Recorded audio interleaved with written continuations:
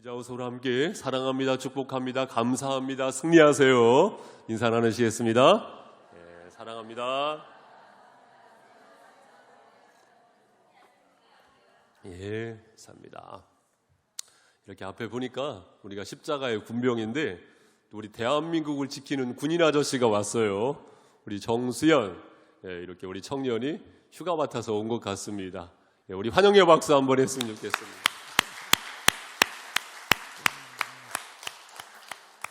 늠름한 군인 아저씨가 돼가지고 이렇게 왔고요. 또한 우리 모두가 십자가의 군병인 줄로 믿습니다. 제가 아주 중요한 팁을 하나 드리도록 할게요. 그게 뭐냐면요, 다이어트에 아주 훌륭한 운동법입니다. 다이어트 운동법이라고도 말할 수 있고 건강 운동법이라고 말할 수 있는데요, 제가 자신 있게 가르쳐 드릴 수가 있습니다. 자, 어깨를 한번 쫙 펴시고, 어깨를 쫙 펴시고요. 어떻게 운동을 하시냐면요, 제가 새벽 예배 시간에 한날 말씀을 드렸는데, 가르쳐 드렸는데, 자, 고개를요 왼쪽으로 돌리시고 또 오른쪽으로 돌리시고, 자, 끝입니다. 왼쪽으로 오른쪽으로. 그런데 중요한 것은요, 언제 하느냐가 중요해요. 타이밍이 중요하거든요. 언제 하는지 제가 가르쳐 드리겠습니다. 여보, 야식 먹을까? 그러면 어떻게 하시면 돼요?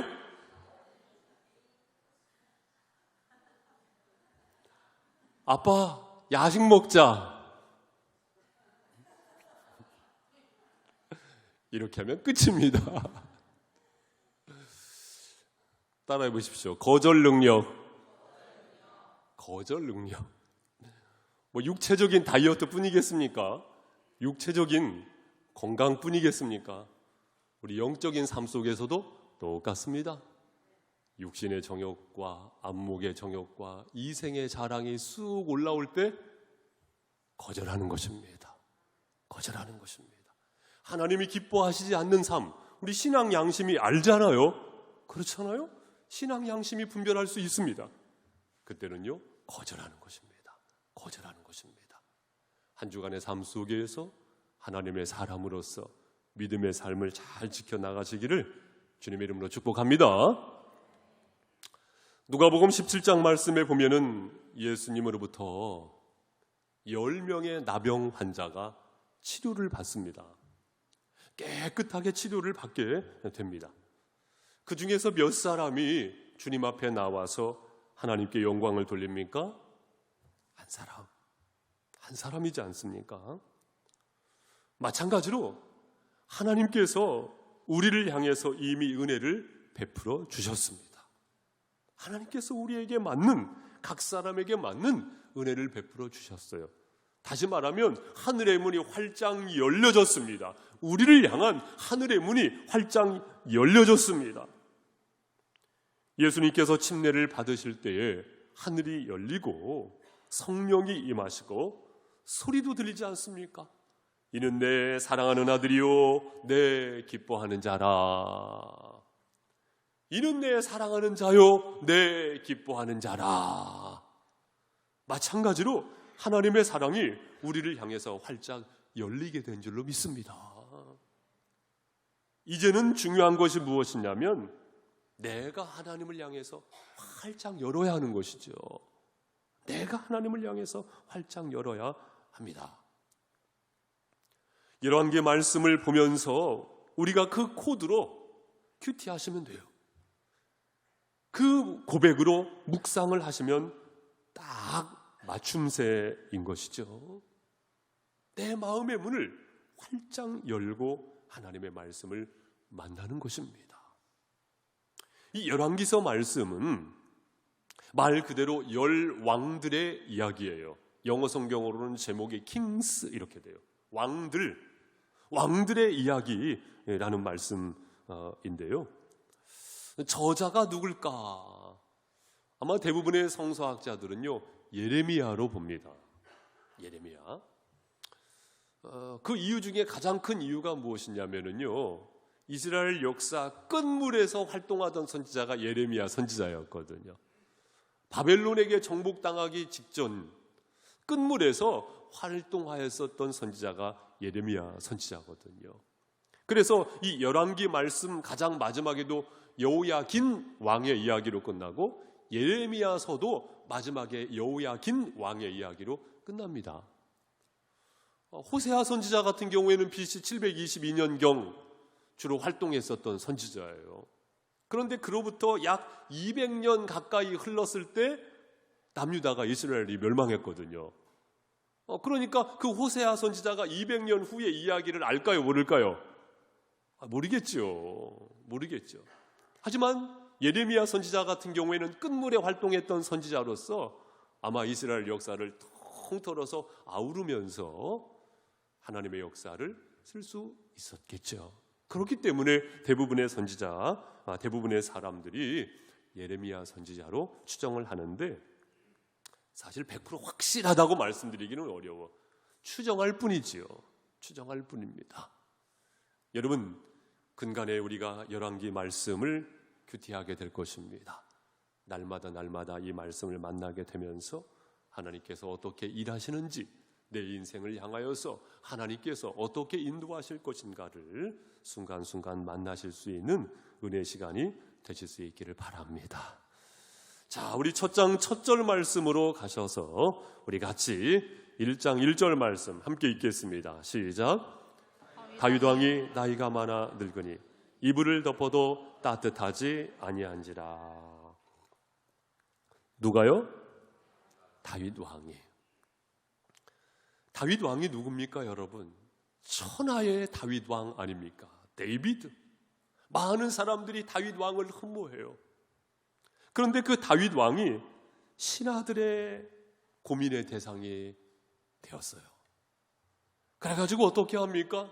신하들이 연구 끝에 수넴 여인 아비삭을 그의 첩으로 들여보내주는데 다윗이 어떻게 합니까? 4절 말씀 보세요. 이 처녀는 심히 아름다워 그가 왕을 받들어 시중 들었으나 왕이 잠자리는 같이 하지 아니하였더라. 거절하게 되는 것이죠. 그런데 참 이 말씀을 보면서 참 슬퍼요. 화무 11홍이라는 말도 있더라고요. 꽃송이가 아무리 아름다워 보여도 그 꽃송이가 10일 가는 꽃송이가 없대요. 화무 11홍. 세월을 이기는 장사가 없다고 했죠. 다윗이 그런 격이 된 것입니다. 다윗은 유난히 빛이 붉고 눈이 빼어나고 얼굴이 아름다웠던 소년이었는데 그 다윗의 모습이 사실은 온데간데 없어진 거예요. 인간의 허무죠. 인간의 허무. 다윗이 골리앗 앞에 섰을 때 그 시력이 어디 갔단 말입니까? 그 탄탄한 어깨의 힘이 어디 갔단 말입니까? 그 집중력이 어디 갔단 말입니까? 그 담력이 어디 갔단 말입니까? 다윗은 참 지혜롭기도 했죠. 그 통솔력이 참 뛰어나기도 했습니다. 주변 국가들을 정복했고 부국 강병을 이루었던 장본인이 바로 다윗 왕이었죠. 한마디로 말씀드리면 다윗 왕은 천하를 끌어안았던 사람이 바로 다윗 왕이었는데 지금은 어때요? 천하는커녕 자기 몸 하나 가눌 수 없는 상황에 이르게 된 사람이 바로 다윗 왕이라는 것이죠. 열왕기 말씀을 열면서 저자가 의도적으로 말하고 있는 것이 뭘까요? 그것이 바로 인간이라는 것입니다. 그것이 바로 인간이라는 것입니다. 사랑하는 성도 여러분, 전도서 12장 1절 말씀해 보니까 곤고한 날이 이르기 전 아무 낙이 없다고 할 해들이 가깝기 전에 창조주를 기억하라. 창조주를 기억하라. 인간의 허물을 깨닫고 창조주를 기억하라. 그것입니다. 할렐루야. 여러분, 내가 지금 내세울 만한 것이 무엇이 있습니까? 내가 내세울 만한 것이 무엇입니까? 그것으로 인하여서 어깨가 펴지고 목이 굳어지게 하는 내가 내세울 만한 것이 무엇이 있습니까? 건강을 내세울 만 하십니까? 나는 건강만큼은 자신 있어. 네, 건강으로 인해서 힘을 발휘할 수 있죠. 그런데 그 힘이라는 것은요, 사실은요 제한적이잖아요. 잠시잖아요. 파도를 한번 생각해 보세요. 그 파도, 집채만한 파도가 얼마나 거셉니까? 심지어는 바위도 깨뜨리잖아요. 그런데 그 거센 파도가 철썩 내려앉으면 그 힘이요, 언제 있었어요? 언제 있었습니까? 있는 것 같지만 없는 것, 그것이 바로 힘이죠. 힘이죠. 자녀를 내세울 만합니까? 그러나 그 자녀, 사실은 내 자녀 아니지요. 하나님의 자녀임을 인정하는 것이 중요합니다. 권세가 영원할 것 같지만 사실은 잠시죠. 국회의원도 4년이고 대통령도 5년이면 사실은 끝이더라고요. 내가 내세울 만한 것이 재물입니까? 이 재물이요, 섹스피어의 말이 딱 맞아요. 재물과 거름은 똑같대요. 쌓아두면 냄새나고 썩지만 흩어뿌리면 많은 생명을 살린대요. 사실 영원하지 못합니다. 재능이 영원할까요? 여러분, 그 재능 왜 갖게 된 걸까요? 그 재능을 통해서 하나님의 영광을 드러내라고 기회를 주신 것이죠. 찬스를 주신 것입니다. 사랑하는 성도 여러분, 늦었다고 생각할 때가 가장 빠른 때라고 하지 않습니까? 우리가 인간의 허물을 깨닫고 창조주 하나님을 기억하는 믿음의 삶을 열어야 할 줄로 믿습니다.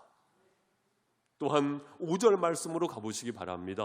5절 우리 성도님들 읽어보세요. 시작. 그때 학깃의 아들 아도니아가 스스로 높여서 이르기를 내가 왕이 되리라 하고 자기를 위하여 병거와 기병과 호위병 50명을 준비하니. 네, 학깃의 아들 아도니아. 학깃의 아들 아도니아. 학깃은 누구예요? 다윗의 부인 중에 한 여인이에요. 다윗의 아들인데 학깃의 몸에서 낳은 아들 아도니아. 사실 이 다윗이요, 부인이 여럿 있었습니다. 그러니까 미갈도 있었죠. 사울의 딸이었잖아요. 미갈도 있었고, 그리고 아비가일도 있었고, 아히노암도 있었고, 아히노암의 배에서는 암논이 사실 태어나지 않습니까? 마가도 있었습니다. 마가의 배에서는 다말도 압살롬도 태어났습니다. 아비달도 있고 에굴라도 있고 밧세바도 있어요. 솔로몬 같은 경우에는 이 밧세바의 배에서 태어났죠. 그리고 다른 부인들이 있었단 말이에요. 그런데 여기 말씀해 보니까 학깃의 아들 아도니아가 스스로 높여서 이르기를 내가 왕이 되리라 하고 자기를 위하여 병거와 기병과 호위병 몇 명을 준비했어요? 50명.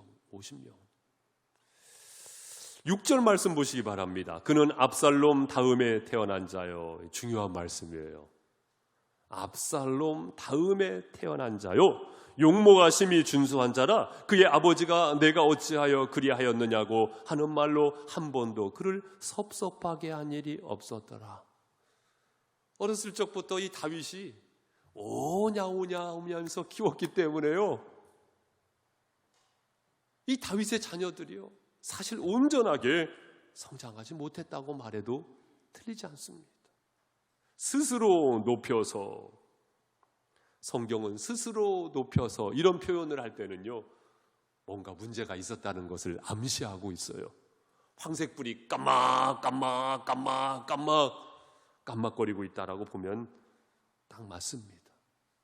스스로 높여서 어떻게 한 겁니까? 자기가 왕이 되려고 했다는 것입니다.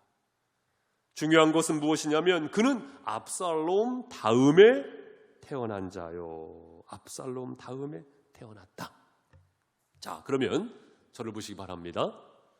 다윗이 가장 먼저 낳은 아들, 장남 중에 장남은 누구였습니까? 암논이었어요. 암논. 그런데 이 암논은 어떻게 됐습니까? 암논의 이복 동생이었던 다말을 강간하잖아요. 그래가지고 누가? 압살롬이요 이 암논을 쳐 죽입니다. 그래가지고 이 암논은 지금 있어요, 없어요? 없어요. 자, 그 다음에는요, 압살롬이에요. 그런데 여러분, 이 압살롬이 다윗을 반역하다가 어떻게 돼요? 요압 장군에게 죽임을 당합니다. 그러니 압살롬이 지금 있어요, 없어요? 없어요. 그러면 암놈도 없고 압살롬도 없어요. 그 다음 서열이 바로 아도니아입니다. 아도니아. 그러면 여기에서 중요하게 캐치할 수 있는 것이 있죠. 이 아도니아가 자연스럽게 왕권을 계승할 수 있었던 확률이 99.9%예요. 99.9%입니다. 절차를 따랐다고 한다면, 질서를 따랐다고 한다면 자연스럽게 아도니아가 왕으로 계승될 수가 있었을 거예요. 그런데 스스로를 높여서, 다시 말씀드리면 자기를 이기지 못하고 성급했던 겁니다. 다윗 왕이 아버지가 버젓이 살아있음에도 불구하고 50명의 혁명군을 일으켜가지고 본인이 왕이 되려고 한 거예요. 그래가지고 이 요압과 제사장 아비아다를 이제 확보해가지고요, 완전한 준비를 끝낸 것입니다. 절차를 따랐다고 한다면, 질서를 따랐다고 한다면 왕이 될 수도 있음에도 불구하고 하나님 나라의 역사의 강줄기는 그쪽으로 흘러가지 않습니다. 왜요? 성급했기 때문에요. 왜요? 혈기를 앞세웠기 때문에요. 왜요? 교만했기 때문에요. 여기에서 나온 말이 있습니다. 그 말이 뭐냐면은 가만히 있으면 중간이라도 간다. 딱 그 말이 여기에서 나온 말입니다, 여러분. 다윗 왕이 버젓이 살아있는데도 불구하고 혁명군을 일으켜서 자신이 왕이 되고자 했었던 바로 아도니아의 실수를 성경은 지금 꼬집고 있는 것이죠. 꼬집고 있는 것이죠. 하나님이 기뻐하시는 것은 겸손이고 중성이고 거룩인 줄로 믿습니다. 우리 성도님들, 저를 비롯해서 이 자리에 계신 한 분 한 분께서 믿음의 삶을 영위해 나가실 때 반드시 알아야 할 것, 하나님이 기뻐하시는 것은요, 겸손이라는 것입니다. 이것이 우리의 생활 속에서 드러나야 합니다. 내 마음 속에만 묶여 있을 것이 아니고 우리의 생활 속에서 드러나야 한다는 것입니다.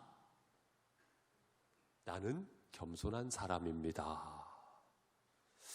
나는요, 겸손한 사람이에요. 나는 겸손한 사람이라니까요. 저는요, 겸손한 사람입니다. 이래봬도요, 저는 이 자리에서요, 많은 사람들 중에서 가장 겸손한 사람입니다. 이것이 교만입니다, 여러분. 이것이 교만입니다. 나도 모르게 쑥 올라오는 혈기, 그것이 어디에서 왔는가? 교만이라는 뿌리에서 나왔을 가능성이 큽니다. 그래서 성경은 제자 강조하지 않습니까? 하나님께서는 교만한 자를 물리치시고 어떤 자에게 은혜를 베푸신다고요? 겸손한 자에게 은혜를 베푸신다는 것입니다. 다른 말로 표현하면 교만은 영적인 암덩어리예요. 그 암덩어리는 우리가 해결을 해야 합니다. 이렇게 강조해서 말씀을 드리면 목사님이 나한테 지금 하는 설교인가 봐. 그것이 아니고요, 이 말씀은 전하는 자나 듣는 자나 우리 모두에게 하시는 하나님의 축복의 말씀이라고 믿습니다. 저 자신에게도 하는 이야기인 거예요. 완벽한 인간이 어디 있겠어요? 제가 지난주에 한날 주유소에 주유를 하러 갔습니다. 이제 교회 승합차를 몰고 주유를 하러 간 것이죠. 딱 주유기 앞에 딱 차를 세웠어요. 주유를 해달라고. 그런데 한 어르신께서 주유를 하시려고 주유기를 딱 들고 서 계신 것을 제가 백밀러로 이렇게 봤단 말이에요. 그런데 주유를 안 하시고 툭툭툭툭툭 치시는 거예요. 그래서 왜 주유를 안 하시나 기다렸단 말이에요. 그러니까 그 어르신께서 소리를 막 지르시더라고요. 시동 꺼요! 그런데 왜 소리를 지르시는 거예요? 그러니까 제가 그 이야기를 듣자마자 혈기가 확 여기까지 지금 올라오는 거예요. 그래가지고 저도 호통을 치고 싶은 생각이 확 올라오는 겁니다. 그런데 여러분, 누가 잘못한 거예요? 그렇죠. 목사가 잘못한 거죠. 제가 잘못했음에도 불구하고 소리를 왜 질러요? 이렇게 대꾸를 하고 싶은 생각이 여기까지 확 올라오는 겁니다. 혈기를 다스리기가 어려운 거예요. 종종 제가 운전을 하다가 혈기가 나면은 제 아내가 옆에서 우리 교회 성도님이라고 생각해봐. 혈기 낼 수 있는지 종종 그렇게 이야기를 해주는데 그때 아내가 없었거든요. 잘못 자칫하면 큰일 날 뻔했단 말이에요. 그래가지고 주일을 다 마친 다음에 그 어르신께서 홍성 침례교회예요? 이렇게 물어보시는 거예요. 그래서 예. 그 천변 옆에 있는 그 교회 맞죠? 예. 그러니까 그 어르신께서 뭐라고 말씀을 하시냐면 그 교회 누구 장로님 다니시죠? 그 교회 누구 권사님 다니시죠? 하면서 장로님들 권사님들 성함을 쭉 읊으시는 거예요. 불사 큰일 날 뻔했다. 큰일 날 뻔했다. 혈기를 다스려야 한다. 내가 뭐라고 거기에서 내가 목소리를 높일 수가 있겠는가? 자칫하면 교만이라는 뿌리에서 우리의 생활이 사실은 어긋날 수가 있다라는 것입니다. 우리의 생활 속에서 내가 정말로 겸손한 자라고 한다면 내 마음 속에만, 생각 속에만 묶여 있는 것이 아니고 우리의 생활 속에서 나타나야 할 줄로 믿습니다. 자칫 하나님의 이름을 앞세우면서 내 혈기를 주장하고 있지는 않습니까? 우리 솔직해지자고요. 하나님의 뜻, 하나님의 이름을 앞세우면서 그렇게 포장을 하면서 내 혈기를 주장하고 있지는 않느냐고요. 우리가 사실 하나님 앞에서 정직할 필요가 있는 것이잖아요. 잠언 14장 12절 말씀에 어떤 길은 사람이 보기에 바르나 필경은 사망의 길이니라. 사람이 볼 때는 그것이 맞는 것 같고 합당한 것 같지만 그것이 사망의 길일 수 있다는 것입니다. 순간순간 내 자신을 돌아보면서 믿음의 길을 건강하게 열어가실 수 있기를 주님의 이름으로 권면을 드립니다. 세 번째로는요, 7절 말씀을 다시 한번 보시기 바랍니다. 아도니아가 수르야의 아들 요압과 제사장 아비아달과 모의하니 그들이 따르고 도나. 여러분, 요압과 아비아달은요 아도니아의 길을 선택한 것입니다. 그것이 인간의 지혜였어요. 왜 그렇습니까? 다윗은 볼장 다 봤거든요. 다윗은 지는 해이거든요. 대세가 꺾인 거예요. 정세는 지금 아도니아로 흘러가고 있다는 것을 파악한 거예요. 와, 대단한 현실주의자죠. 참 지혜롭다라고 말해도 틀리지 않습니다. 하지만 그에 비해서 8절 말씀에 보면 사독 제사장, 그렇죠? 제사장 사독과 여호야다의 아들 브나야와 선지자 나단과 시므이와 레이와 다윗의 용사들은 아도니아와 같이 하지 아니하였더라. 아도니아의 길을 선택하지 않았습니다. 그리고는 끝까지 다윗 왕을 배신하지 않고 신의를 지킨 것입니다. 하나님 나라의 역사의 강줄기는 바로 여기에 열려지게 되는 것이죠. 사랑하는 성도 여러분, 정세를 읽어내고 분위기를 파악하는 것보다 더 중요한 것은 하나님의 마음을 읽어내는 것인 줄로 믿습니다. 하나님의 뜻이 어디 있는지, 하나님께서 원하시는 것이 무엇인지 그것을 읽어내는 것. 현실주의자보다도 하나님의 뜻을 헤아리고 인간의 도리를 지킬 줄 아는 삶, 그 삶을 사실은 하나님께서 기뻐하시는 것이죠. 우리는 어떤 길을 선택합니까? 아도니아를 따라서 요압의 길을 선택합니까? 아니면 다윗 왕을 따라서 나단 선지자의 길을 선택합니까? 예수님의 길은 어떤 길입니까? 시대를 평정했었던 로마 정권과 결탁하지 아니하고 오히려 요한복음 6장 38절 말씀에 보니까 내가 하늘에서 내려온 것은 내 뜻을 행하려 함이 아니요 나를 보내신 이의 뜻을 행하려 함이니라. 아버지의 뜻이 무엇인지, 아버지의 뜻이 무엇인지 순간순간 이 기준점을 가지고 선택하셨던 분이 바로 우리 예수님 아니시겠습니까? 사랑하는 성도 여러분, 시대에 반응하시기보다, 정세에 반응하시기보다, 분위기에 반응하시기보다 하나님의 뜻에 반응하실 수 있는 믿음의 길을 여시기를 주님의 이름으로 축복합니다. 제가 말씀을 열면서 처음 뚜껑을 열면서 우리 성도님들에게 드린 말씀이 뭐예요? 거절 능력이 있어야 한다는 것이죠. 뭐가 있어야 한다고요? 거절 능력이 있어야 합니다.